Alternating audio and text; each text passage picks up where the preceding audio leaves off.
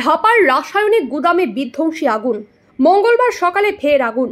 এবার আগুন লাগলো কলকাতার ধাপার মাঠ পুকুরে একটি রাসায়নিক গুদামে। বিধ্বংসী আগুনের লেলিহান শিখায় এলাকার কাছে পৌঁছানো যাচ্ছে না। অপরদিকে কালো ধোঁয়ায় ঢেকে গেছে গোটা এলাকা। কারখানার ভেতর থেকে একের পর এক বিস্ফোরণের শব্দ শোনা যাচ্ছে। স্থানীয়দের বক্তব্য, কারখানার ভেতরে মজুত করে রাখা কেমিক্যালের ড্রাম ফাটছে। আগুন লাগার সঙ্গে সঙ্গে স্থানীয়রাই আগুন আয়ত্তে আনার কাজে হাত লাগান। খবর পেয়ে ঘটনাস্থলে পৌঁছেছে দমকলের বেশ কয়েকটি ইঞ্জিন। এই ঘটনায় প্রবল আতঙ্ক ছড়িয়েছে স্থানীয় বাসিন্দাদের মধ্যে।